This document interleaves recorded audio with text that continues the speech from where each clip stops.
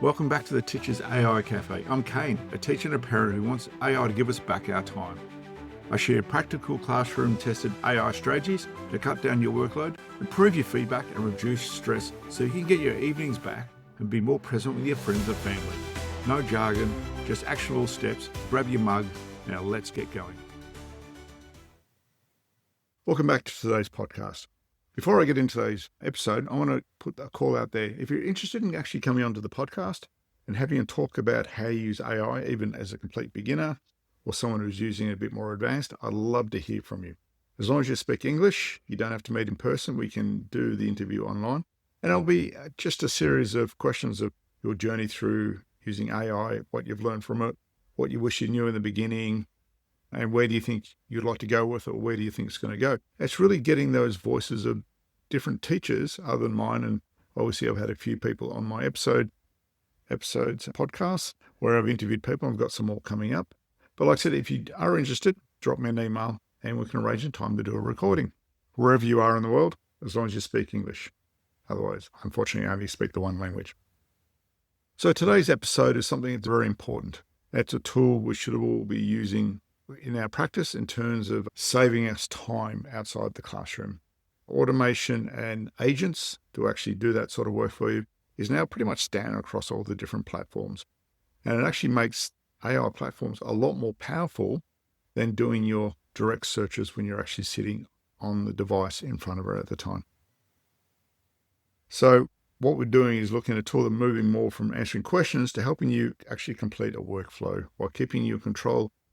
And at the base of it, once again, there's always your professional judgment, making the most of it. So what is an agent? An agent is not simply a chat that replies.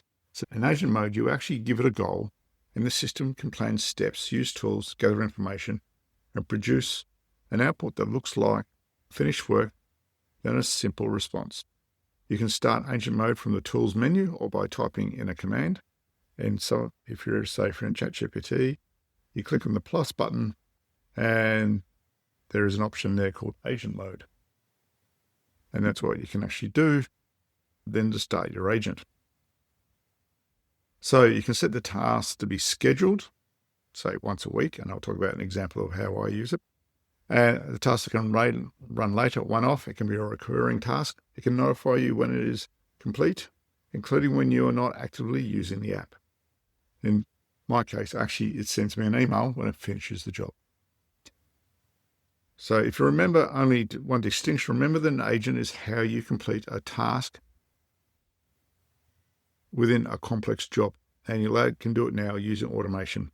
Is how you make that job happen again week after week without having to rely on memory, because it's running the same commands or recurring. But remember, us as teachers, the way we think about it is, what can it actually do for me? And that the question really is, we need practical answers to put this into practice. Now, an agent can do heavy lifting, things like reading, sorting, drafting, researching, formatting. Automation can make that happen on a schedule. Your role is to set the boundary conditions, decide what counts as quality, and then make the final call. And you can adapt these as you go along. So a simple planning framework around this is have a goal. What's the finished product should look like? Inputs. What documents, rubrics, policies, or other prior lessons can be used? So drawing existing knowledge, as well as documentation you can actually put into the agent. Constraints, time limit, reading age, school tone, curriculum requirements. Checkpoints. Where must it stop for your approval? So you can say, collect this information, stop at this point, wait for me to actually say progress or adjust what it's found. And the output, exactly what you need to paste into your LMS, email, Word, slides, whatever the case you may be doing. And this is similar to different prompts that we're actually been employing in terms of that context or that structure. Now, before I get into, I've got 3 different worked cases, examples you can actually do. But I'll talk about, I actually have quite a few different automations using agents. One I use on Mondays. I now release my top 5 stories from what's happened in AI in the last week. I actually have an agent, a recurring agent that does that for me. So Sunday afternoon, it actually then does its scan. It looks over all the different articles and information, what the parameters are put in terms of the major AI platforms, and then creates a report in a format that I can read and then take that information and turn it into a podcast. Now you might think that's cheating. I'm not going to find it, but there's so much happening in the news that picking the top 5 articles is good. What it also does is it gives me the URL so I can go up and read more in depth on the different information when I actually get into the actual podcast content and things the way I'm going to explain it to you. So that's an example of why I use an agent. That saves me lots of times that I have to sit there trailing off the internet.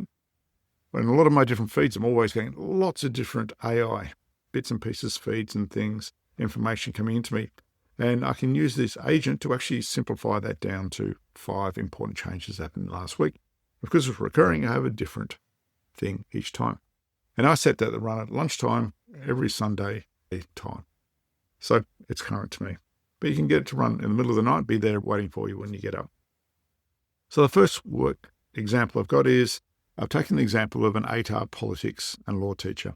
So I've never taught this, but I do know, speaking to those teachers, you've got to keep abreast of, say, federal politics and things, because it actually goes into assessments, things that are happening at the time.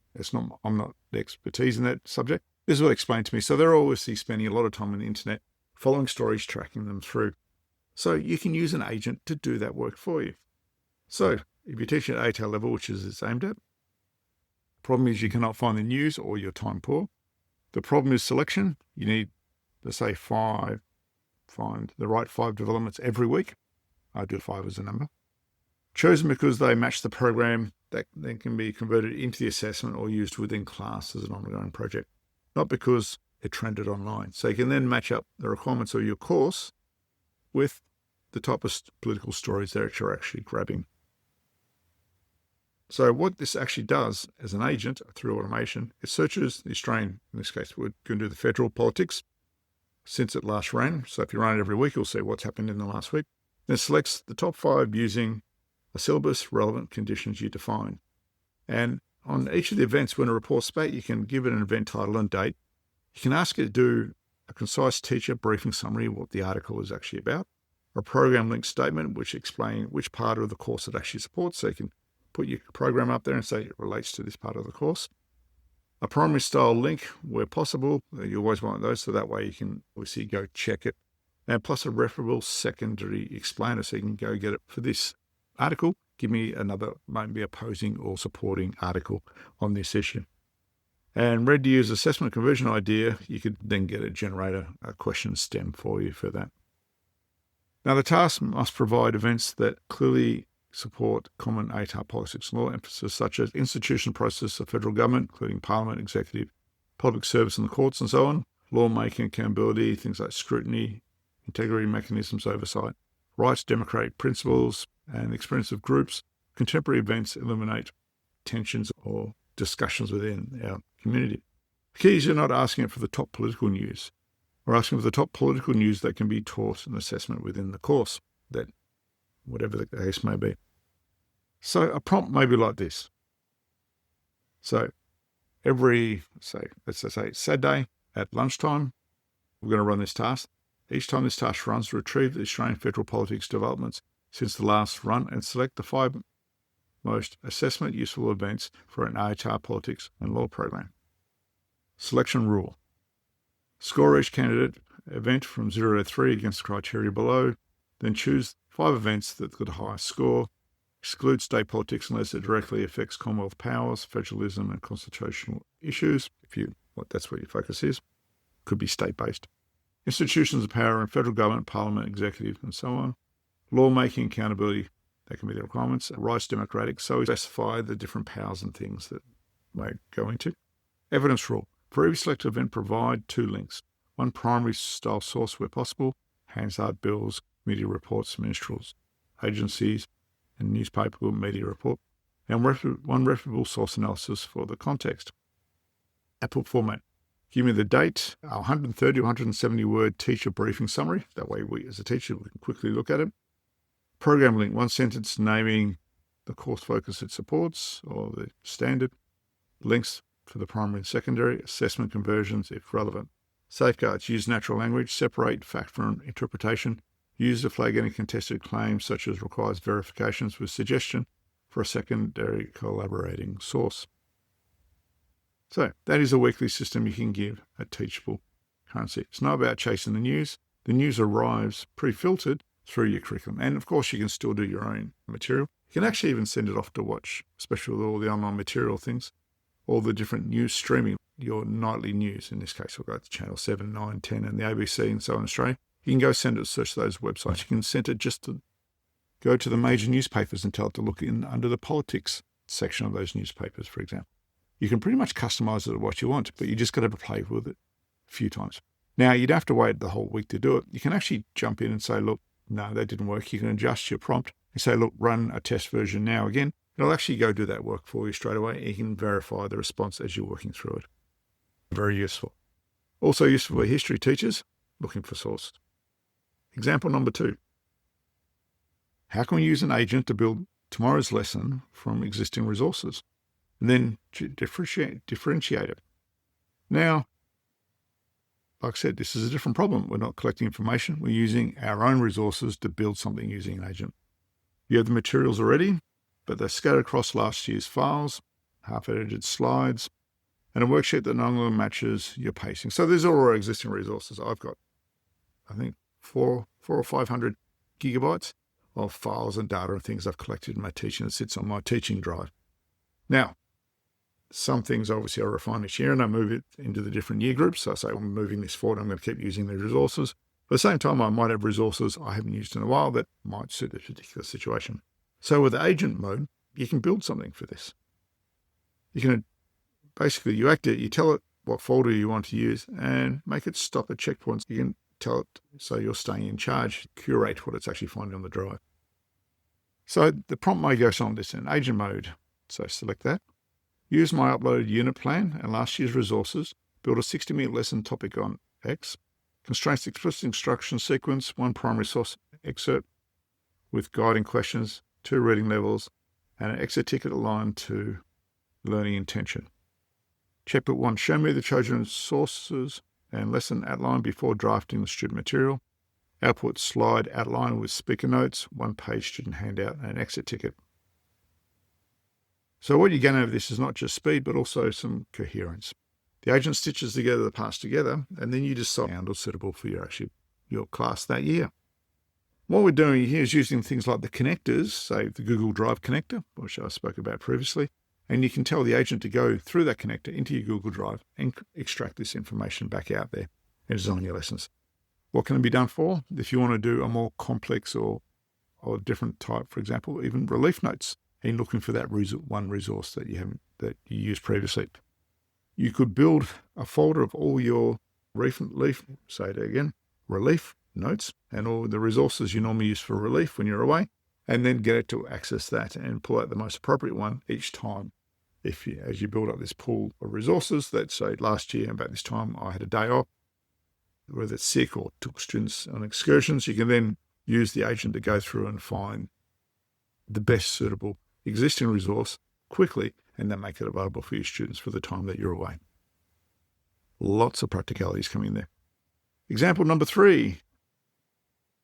So getting more consistent feedback using your rubric plus a misconceptions report for your next lesson. Feedback is where obviously time disappears. The more feedback we give our students, the better they come. But we're so short of time. What you want is consistent rubric aligned that's useful for the next teaching move.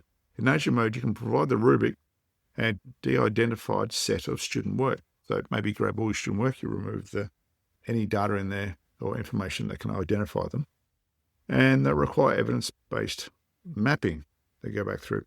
So this is something you can do when you want to give whole class feedback of common mistakes going through.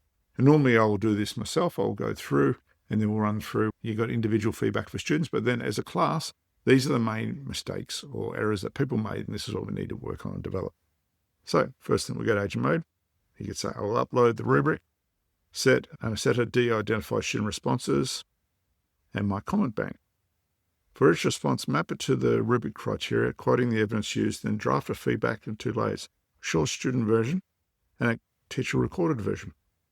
After all responses, produce a misconceptions report grouped into 3 reteach targets to suggest 1 mini lesson or activity for each target. So what this does is actually looks at the cycle, evaluate feedback, and then plan the next lesson patterns or goals that you or actions you're going to do, rather than basing on your instincts or solely your personal judgment. So this allows you to look at a large amount of student work at once. Just say you've got 30 papers. You mark them individually. If you mark them over 3 or 4 days, you get an idea of all the main things that they need to work on, as we do as teachers. But by putting them all through and analysing, which AI does very well, you can pick up all misconceptions that students did regularly that you may not have noticed when you're marking over multiple days. So what's some practical guidelines for us as teachers using agents? First thing is, you got to obviously learn to trust it, but trust only comes through by getting it to give you good results. So we need checkpoints. You can build these checkpoints in. If an output affects things like assessment, parent communication, student welfare, it must pause for you to review for your personal judgment. Agent mode is designed to pause for clarification and to keep you in control of the actions it's going through. Second, treat citations as part of the workflow. They are not optional extra. For politics and law especially, insist on a primary link. Go check out the original one. Skim read through yourself. Is the summary and the information you're getting accurate? Is it definitely available? Why this, once again, may make more time than just relying on the AI. You would have been doing this anyway previously to AI, but this is finding the articles so you can go locate them very quickly, have your read, and still saving you time even when you're doing that double checking. And once again, it can find reputable secondary sources or supporting or opposing arguments for you if you want to have a bit more of a fun discussion in your classroom. Third, keep a clean line between description and judgment. Best classroom discussions come from a source base that's solid and there's analytical questions which are actually explicit. So what we want to do is present this information to students. When we're using AI, we don't really want to summarize and take that discovery out of there. But if we're finding things, for example, online, we want to make sure, these are good sources. We can then reproduce them in the different learning systems that we do, or printing them out. They have those students to analyse them and see what conclusions they actually come to. All I can say, if you want to start a simple point, use it to actually go find information. Pick a topic or an area where you're missing something or you want some additional resources and create an agent to actually go look that for you online. It can be a really narrow topic, something high value, something you immediately think, if you can get that, I can then use it in my classroom. Build that confidence. So once you get one good prompt, you can copy and paste it and modify it for the different requirements and then set that recurring agent up to do. What I've also done is actually I put these different automations in different project folders so they're easy to find. So if I've got a project with an automation in there, I do name it automate such and such, whatever the case may be, and then I see the results within there. Much easier than to find it later on. So it's definitely use your project folders to help organise such an approach. So what I want you as a teacher to think, I'm going to use this now, I'm going to have a go at it and see if I can incorporate it into a workflow to make myself more efficient and more effective in the classroom. Like I said, limit the impact it gets back, look at the summaries. It can be used in all different learning areas. And I suggest that, just give it a go. Till then, look after yourself, keep up the good work in the classroom. And before we go, remember, if you want to come on, talk about how you use AI, drop me an email. Thank you.